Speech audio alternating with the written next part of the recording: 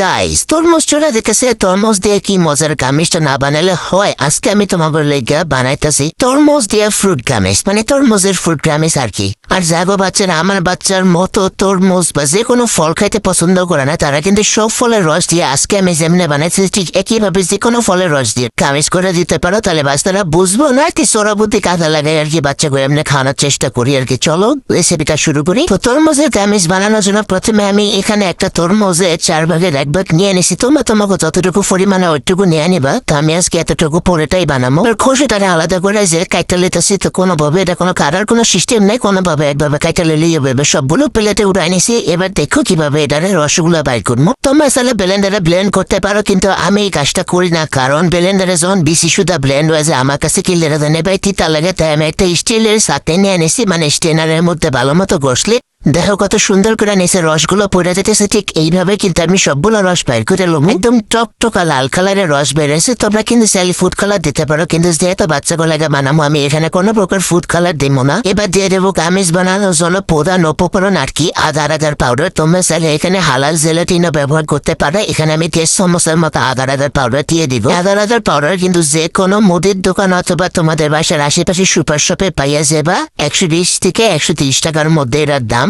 আর অবশ্যই চুলাতে দেওয়ার আগে মানে ঠান্ডা অবস্থায় যে কোনো ফলের রসের মধ্যে কিন্তু মিলাই দেবো। গরম করলে কিন্তু এটা তলা পেকে যেতে পারে, তাই আগে ভালো মতো মিশিয়ে এবার আরেকটু ভালো মতো সেকে নিতেছি। আমার কাছে মনে হইতেছিল সাবা থাকতে পারে।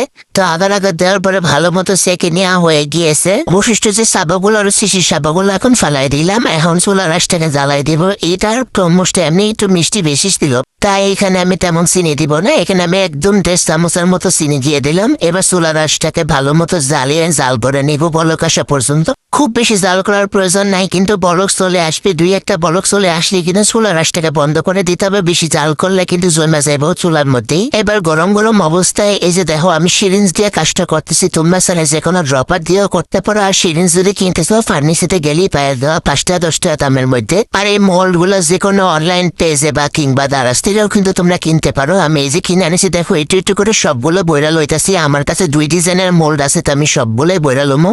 দোনোটাই ফল থিমের। আমার এখানে বাচ্চা খুব পছন্দ করে এই ধরনের ফল থিমের ইগুলা, দেখতে কিন্তু খুব আকর্ষণীয় লাগে, যার কারণে আমি এই টাইপের মোল্ডগুলোই সবসময় ব্যবহার করি। এবার প্রায় 20 থেকে 25 মিনিট ফ্রিজে রাখা দিয়ে কিনে সুন্দর মতো জমে গেছে। এবার তোমাকে একটু মোল্ড আউট করে দেখাই, দেখো কতটা পারফেক্ট হয়ে গেছে। প্রতিবার এই গামিজ বানানোর পরে যখন আমি এই যে মোল্ড আউট করি, এই ব্যাপারটা যে আমার কাছে কি ভালো লাগে আর কত সুন্দর হয়েছে দেখো বন্ধুরা, পারফেক্ট একদম।